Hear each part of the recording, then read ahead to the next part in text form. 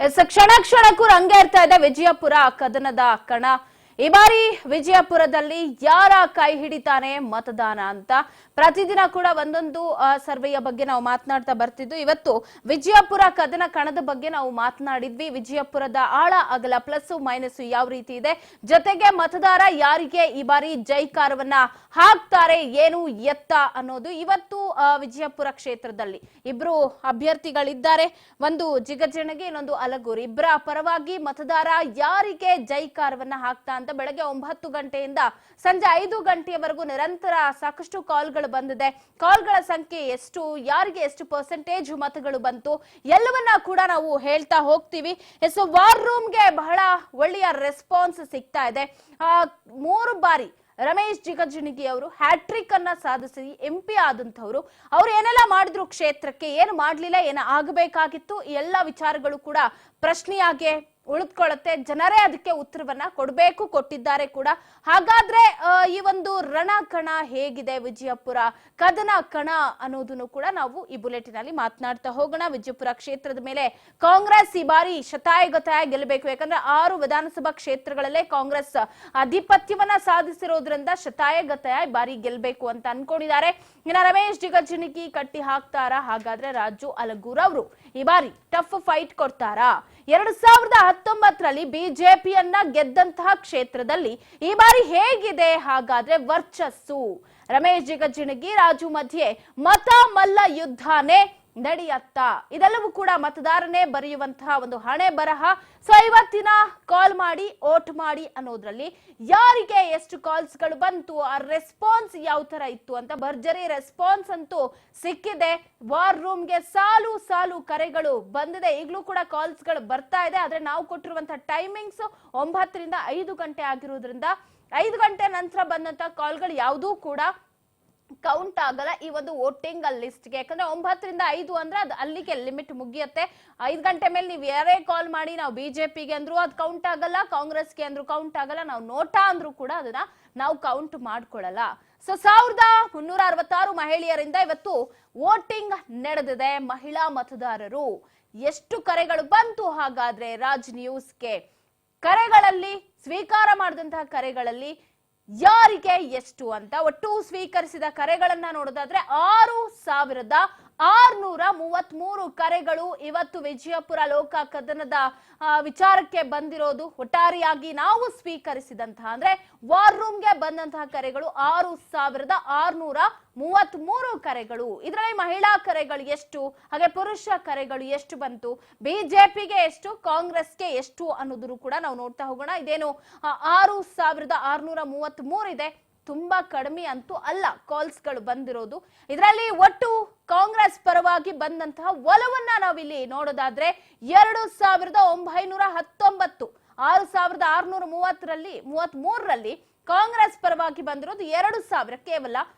ಅಂದ್ರೆ 3000 ಬರ್ಲಿಲ್ಲ. ನಿಮಗೆ ಅಲ್ಲಿಗೆ ಗೊತ್ತಾಗತ್ತೆ ರಿಸಲ್ಟ್ ಏನ್ ಇರಬಹುದು ಅಂತ. ಅಲ್ಲಿ ಪುರುಷರ ಸಂಖ್ಯೆ ನಾವು ನೋಡೋದಾದ್ರೆ 2181 ಕಾಂಗ್ರೆಸ್ ಪರವಾಗಿ ಮತ ಹಾಕಿದ್ದಾರೆ. ಇಲ್ಲಿ ಮಹಿಳೆಯರು ಯಾಕೋ ಸ್ವಲ್ಪ ಕಡಿಮೆನೆ ಕಾಲ್ಸ್ ಗಳು ಬಂದಿದೆ ಅಂತ ಹೇಳ್ಬೋದು. ಯಾಕಂದ್ರೆ ಗ್ಯಾರಂಟಿಗೆ ಓಲೈಕೆಯಾಗಿ ಕಾಂಗ್ರೆಸ್ ಪರವಾಗಿ ಬಹಳಷ್ಟು ಕಡೆಗಳಲ್ಲಿ ಮಹಿಳಾ ಮತಗಳೇ ಹೆಚ್ಚು ಬರ್ತಾ ಇತ್ತು. ಆದ್ರೆ ಇಲ್ಲಿ ಕೇವಲ 3 ಅಂಕಿಯ ಮತಗಳು ಬಂದಿದೆ. ಅಂದ್ರೆ 900 ಚಿಲ್ಲರೆ ಮತಗಳು ಬಂದಿರೋದು.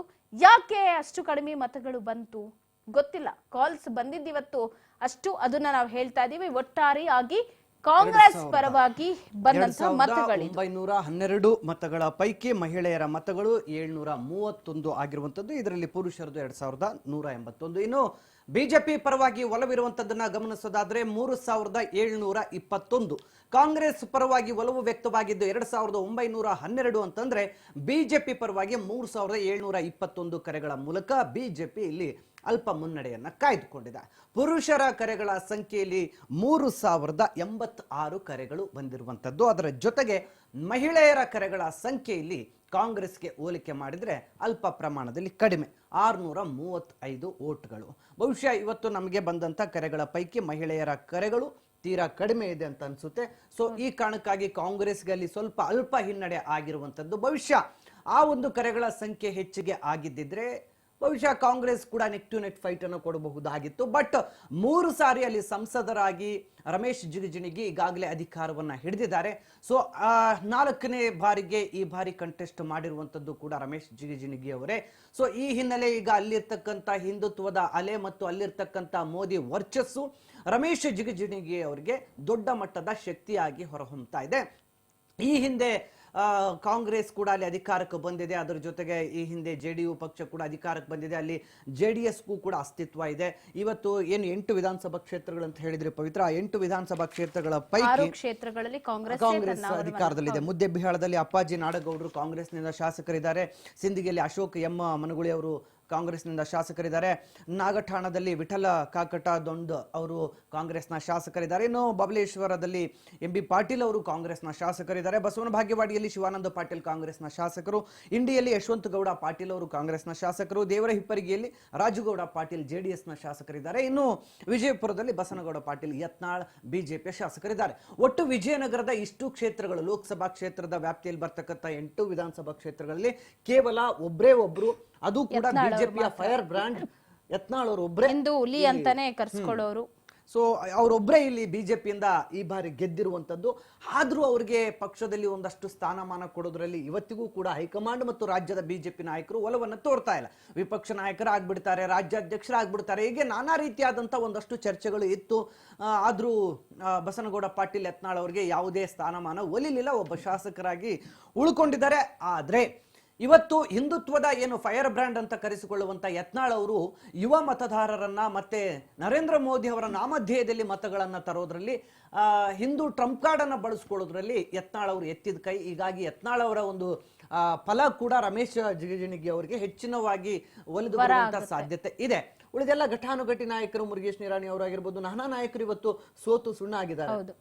ಆದ್ರೂ ಸೊ ರಮೇಶ್ ಜಿಗಜಿಣಗಿ ಪರವಾಗಿ ಇಲ್ಲಿವರೆಗೂ ಕೂಡ ನಮ್ಮ ರಾಜ್ ನ್ಯೂಸ್ನ ಸರ್ವೆಯಲ್ಲಿ ಸದ್ಯದ ಮಟ್ಟಿಗೆ ಅಲ್ಪ ಮುನ್ನಡೆ ಸಿಗ್ತಾ ಇರುವಂತದ್ದನ್ನ ಗಮನಿಸ್ತಾ ಇದ್ದೀವಿ. ಇನ್ನು ರಾಜು ಅಲಗೂರ್ ಅವರು ಕೂಡ ಈ ಹಿಂದೆ 2 ಬಾರಿ ಶಾಸಕರಾಗಿ ಅಲ್ಲಿ ಆಯ್ಕೆಯಾಗಿ ತಮ್ಮದೇ ಆದಂಥ ವರ್ಚಸ್ಸನ್ನು ಕೂಡ ಬೆಳೆಸ್ಕೊಂಡಿದ್ದಾರೆ.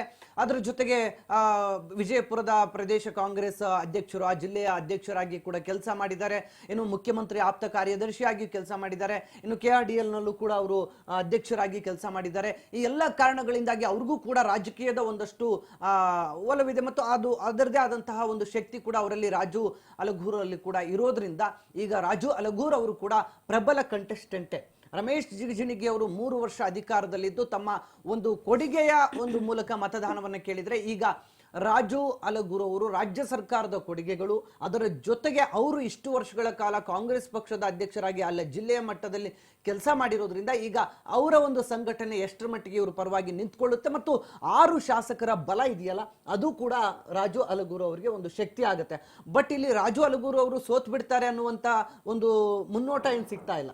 ಬಹುಶಃ ಟಫ್ ಕಾಂಪಿಟೇಷನ್ ಕೊಡ್ಬೋದು. ಅವರು ಪೈಪೋಟಿಯನ್ನು ಕೊಟ್ರೆ ಸತತ 3 ಬಾರಿ ಆಯ್ಕೆ ಮಾಡಿ ಕಳಿಸ್ಕೊಟ್ಟಿರುವಂತ ಏನು ರಮೇಶ್ ಜಿಗಜಿಣಗಿ ಅವರ ಏನು ಆಡಳಿತ ವೈಖರಿ ಕೂಡ ಕೆಲವೊಂದಷ್ಟು ಅಪಸ್ವರಗಳು ಕೇಳಿ ಬರ್ತಾ ಇದೆ. ರಮೇಶ್ ಜಿಗಜಿಣಗಿ ಅವರ ಆಡಳಿತ ವೈಖರಿ ಜನಕ್ಕೆ ಇಷ್ಟ ಇಲ್ಲದೆ ಇದ್ರೂ ಕೂಡ ಕೇವಲ ಮೋದಿ ಅವರು ಕೇಂದ್ರದಲ್ಲಿ ಅಧಿಕಾರಕ್ಕೆ ಬರಬೇಕು, ಅವರು ಪ್ರಧಾನಮಂತ್ರಿ ಆಗಬೇಕು ಅಂತೇಳಿ ನಾವು ಓಟ್ ಕೊಡ್ತೀವಿ, ಅವ್ರು ಕೆಲಸ ಮಾಡಿಲ್ಲ ಅಂದ್ರೂ ಕೂಡ ಇವತ್ತು ನಾವು ರಾಷ್ಟ್ರೀಯತೆಯ ನಾಯಕತ್ವಕ್ಕಾಗಿ ನಾವು ಬಿಜೆಪಿಗೆ ಓಟ್ ಕೊಡಬೇಕು ಅನ್ನುವಂಥವರ ಸಂಖ್ಯೆ ಕೂಡ ಇವತ್ತಿನ ಕರೆಗಳಲ್ಲಿ ಹೆಚ್ಚಿಗೆ ನಾವು ಗಮನಿಸಿದ್ದೀವಿ ಪವಿತ್ರ.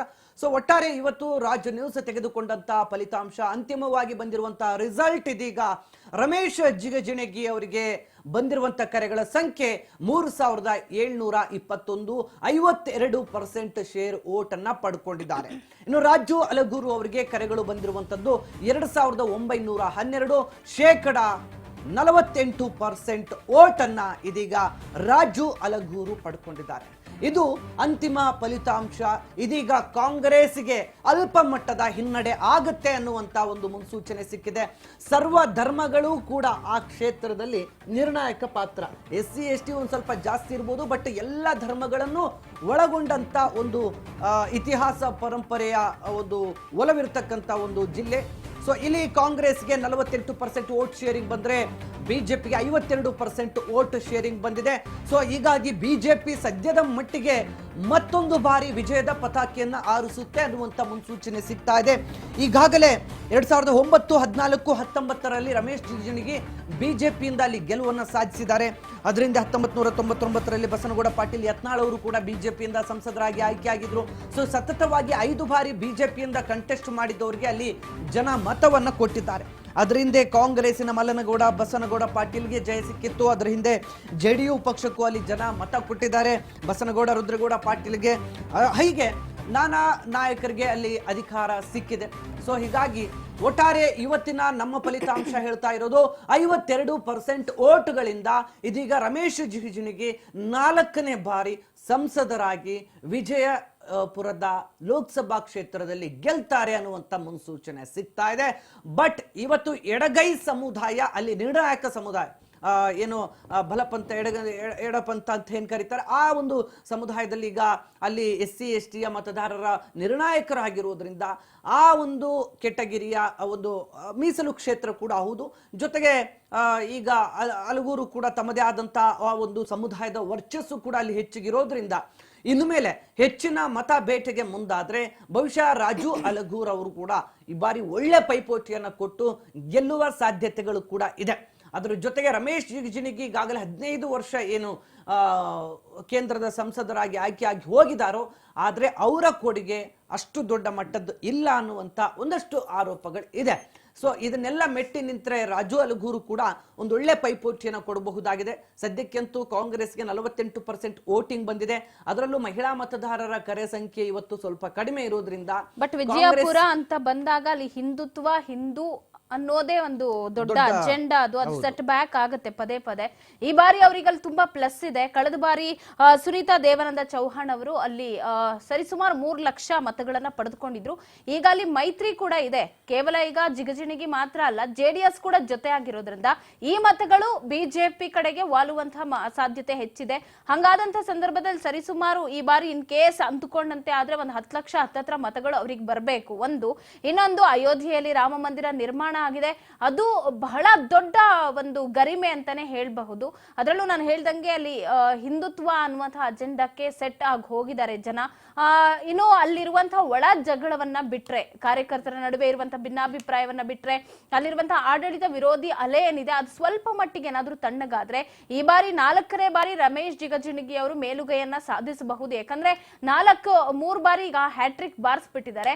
4ನೇ ಬಾರಿ ಅವರು ಗೆಲ್ಲಬೇಕು ಅಂತಂದ್ರೆ ಒಂದು ಜನ ಏನ್ ನೋಡ್ತಾರೆ, ಕ್ಷೇತ್ರದ ಅಭಿವೃದ್ಧಿ ವಿಚಾರವನ್ನ ನೋಡ್ತಾರೆ. ಬಟ್ ಅಲ್ಲಿನ ಜನ ಹೇಳ್ತಾರೆ ಅಷ್ಟಾಗಿ ಅಭಿವೃದ್ಧಿನ ನಾವಿನ್ನೂ ಕಾಣ್ಲಿಲ್ಲ ಅಂತ. ಇನ್ನೊಂದು, ರಾಜ್ಯದಲ್ಲಿ ಇರುವಂತಹ ವಿಧಾನಸಭಾ ಕ್ಷೇತ್ರಗಳ ಪೈಕಿ 6ರಲ್ಲಿ ಕಾಂಗ್ರೆಸ್ ಇದೆ. ಬಟ್ ಕಾಂಗ್ರೆಸ್ ಇದ್ರೂನು, ಇಲ್ಲಿ ಆಡಳಿತ ಪಕ್ಷನೇ ಇದ್ರೂನು ಜನರಿಗೆ ಏನ್ ಮಾಡ್ತು ಈ 7, 8, 9 ತಿಂಗಳಲ್ಲಿ, 11 ತಿಂಗಳು ಅಂತಾನೆ ಅಂದ್ಕೊಂಡು, ಇನ್ನೊಂದು ತಿಂಗಳು ಹೋದ್ರೆ 1 ವರ್ಷ ಆಗುತ್ತೆ ಕಾಂಗ್ರೆಸ್ ಅಧಿಕಾರಕ್ಕೆ ಬಂದ ಮೇಲೆ ಏನೆಲ್ಲ ಮಾಡ್ತು ಅನ್ನೋದು ಕೂಡ ಇಲ್ಲಿ ಬಹಳ ಇಂಪಾರ್ಟೆಂಟ್ ಆಗುತ್ತೆ. ಜೊತೆಗೆ ಆರ್ಟಿಕಲ್ 370 ರದ್ದಾಗಿರೋದಾಗಿರ್ಬೋದು, ಎಲ್ಲ ವಿಚಾರಗಳು ಕೂಡ ದೊಡ್ಡದೊಂದು ಪ್ಲಸ್ ಅಂದ್ರೆ ಮೋದಿ ಅನ್ನುವಂತಹ ಹವಾ. ಎಷ್ಟೋ ಜನ ಕಾಲ್ ಮಾಡಿದವರೆಲ್ಲರೂ ನಾನು ಯಾವಾಗ್ಲೂ ಹೇಳ್ತಾ ಇರ್ತೀನಿ, ನಾನು ಜಿಗಜಿಣಗಿ ಓಟ್ ಹಾಕ್ತೀನಿ, ಅಲಗೂರ್ಗೆ ಓಟ್ ಹಾಕ್ತೀನಿ ಅಂತ ಹೇಳಲ್ಲ. ಅವರು ಮೋದಿ, ಜೈ ಮೋದಿಜಿ ಅಂತ ಹೇಳ್ತಾರೆ ಅಷ್ಟೇ ಕಾಲ್ ರಿಸೀವ್ ಮಾಡಿದ ತಕ್ಷಣ. ಅಂದ್ರೆ ಕೇಂದ್ರದಲ್ಲಿ ನಮಗ್ ಬೇಕಾಗಿರೋದು ಮೋದಿ ಅವರೇ. ರಾಜ್ಯದಲ್ಲಿ ಇರ್ಲಿ ಕಾಂಗ್ರೆಸ್, ನಮಗೆ ರಾಜ್ಯದಲ್ಲಿ ಕಾಂಗ್ರೆಸ್ ಇದ್ರೂ ಕೇಂದ್ರದಲ್ಲಿ ಬೇಕಾಗಿರೋದು ನಮಗೆ ಮೋದಿ ಸರ್ಕಾರ, ಮೋದಿ ಅವರೇ ಪ್ರಧಾನಿ ಆಗ್ಬೇಕು, ಹ್ಯಾಟ್ರಿಕ್ ಬಾರಿಸಬೇಕು ಅಂತ. ಸೊ ಇದೆಲ್ಲದಕ್ಕೂ ಪುಷ್ಟಿ ಕೊಡುವಂತೆ ಅವ್ರು ಮಾಡಿದಂತ ಕೆಲವೊಂದಿಷ್ಟು ಕಾಮಗಾರಿಗಳ ವಿಚಾರ ಆಗಿರಬಹುದು. ನಾನು ಹೇಳ್ದಂಗೆ ಅಯೋಧ್ಯೆ ರಾಮ ಮಂದಿರ, ಅದು ದಶಕಗಳ ಕನಸು ಹಿಂದೂಗಳದು. ಆ ಕನಸು ನನಸಾಗಿತ್ತು. ಅದು ಒಂದ್ ರೀತಿ ಭಾವನೆಗೆ ಅದು ಟಚ್ ಮಾಡ್ದಂಗೆ ಆಯ್ತು. ಅದು ಹಿಂದೂಗಳ ಒಂದು ಭಾವನಾತ್ಮಕವಾಗಿ ಸೆಳ್ಕೊಳ್ಳುವಂತಹ ಒಂದು ವಿಚಾರ ಅಂತ ಹೇಳಬಹುದು ಅಯೋಧ್ಯೆ ರಾಮ ಮಂದಿರ ವಿಚಾರ. ಸೊ ಎಲ್ಲಾ ವಿಚಾರಗಳನ್ನ ಇಟ್ಕೊಂಡು ಈ ಬಾರಿ ರಮೇಶ್ ಜಿಗಜಿಣಗಿ ಅವರು ಕಳೆದ ಬಾರಿ ಸುನೀತಾ ಅವ್ರಿಗೆ ಬಂದಂತಹ ಅಷ್ಟು ಓಟ್ಗಳನ್ನ ತಮ್ಮತ್ತ ಸೆಳೆದುಕೊಂಡು ಈ ಸರಿ, ಯಾಕಂದ್ರೆ ಮೈತ್ರಿ ಇದೆ, ಸೊ ವರ್ಕೌಟ್ ಮಾಡಿದ್ರೆ ಖಂಡಿತ ಜಿಗಜಿಣಗಿ ಅವರಿಗೆ ಪ್ಲಸ್ ಆಗತ್ತೆ. ಬಟ್ ಕಾಂಗ್ರೆಸ್ ಕೇವಲ ಗ್ಯಾರಂಟಿ ಅಂತ ಮಾತ್ರ ನೀವು ಇಟ್ಕೊಂಡು ಆ ಕುದುರೆಗೆ ಲಾಳ ಹಾಕದಂಗಿದ್ರೆ ಖಂಡಿತ ಅದು ನಿಮ್ಗೆ ಸೆಟ್ ಬ್ಯಾಕ್ ಕೊಡಲ್ಲ. ನೀವು ಅಂದ್ಕೊಂಡ್ರೆ ಅದು ಉಲ್ಟಾನೇ ಆಗತ್ತೆ ಹೊರತು ಅದೆಲ್ಲೂ ಕೂಡ ಕೈ ಹಿಡಿಯಲ್ಲ. ನೋಡೋಣ, ಇನ್ನ ಕೆಲವೇ ದಿನಗಳು ಮಾತ್ರ ಇರೋದು. ಒಂದು ಹಂತಕ್ಕೆ 14 ದಿನ, ಅದಾದ ನಂತರ 10 ದಿನ ಗ್ಯಾಪ್ ಆದ್ಮೇಲೆ 2ನೇ ಹಂತ ಅಂದ್ರೆ ಈ ಭಾಗಗಳೆಲ್ಲ ಚುನಾವಣೆ ನಡೆಯುತ್ತೆ.